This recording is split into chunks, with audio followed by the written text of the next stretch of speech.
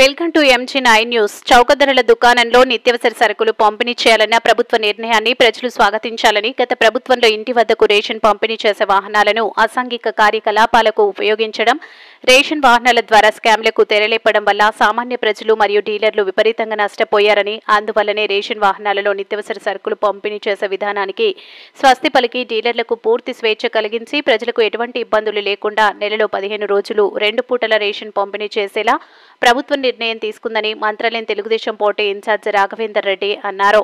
కోసగి టౌన్లోని 3వ ward shop number 40లో గల ration dealer Basaladoddi Eeranna మరియు 1వ వార్డుకు చెందిన కప్పయ్యలకు చెందిన చౌక ధరల దుకాణంలో తూకాలను పరిశీలించి ప్రజలకు రేషన్ సరుకులు అందించారు.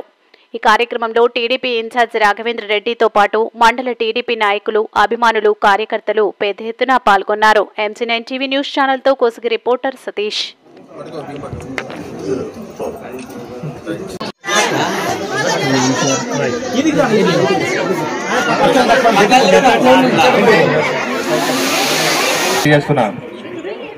స్కాముల్లో పుట్టిన party Jaganmohan Reddy party. YCP ప్రభుత్వంలో జరిగిన స్కాములు ఎప్పుడు ఎక్కడ జరిగిందో అని చెప్పి మీ అందరికి కూడా తెలియజేసుకుంటున్నా. ఈ రోజు మనకు ముఖ్యమంత్రి గారు అది కరెక్ట్ కాదు, ప్రజలు ఇబ్బంది పడుతున్నారు. గత ప్రభుత్వంలో మన తెలుగుదేశం ప్రభుత్వంలో ఏదైతే అప్పుడు డీలర్ దగ్గరే పోయి తీసుకుంటామో, 1వ తారీఖు నుంచి 15వ తారీఖు వరకు కూడా డీలర్ దగ్గర బియ్యం అందుబాటులో ఉంటాయి. ఖచ్చితంగా మీరు ఎవరైతే ఓల్డేజ్ 65 సంవత్సరాలు దాటిన అవ్వతాతలు కానీ కాలు చేతులు లేనటువంటి వాళ్ళకు కూడా మీ ఇంటి దగ్గరే వచ్చే డీలర్లు సరఫరా చేస్తారని చెప్పి తెలియజేసుకుంటున్నా. ఇలాంటి కార్యక్రమాలు చేయాలి తప్ప దాచుకునే కార్యక్రమాలు చేసింది గత ప్రభుత్వం. అది గుర్తించే ఈ రోజు మన ముఖ్యమంత్రి గారు ఈ కార్యక్రమం చేపట్టడం జరిగింది.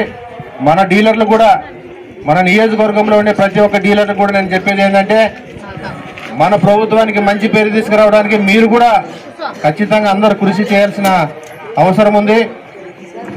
మనం పొరపాటు చేస్తే మన ప్రభుత్వానికే తప్పు జరుగుతుంది. కాబట్టి మన ప్రభుత్వానికి మంచి పేరు తీసుకురావాలనుకుంటే మన డీలర్లు కూడా చాలా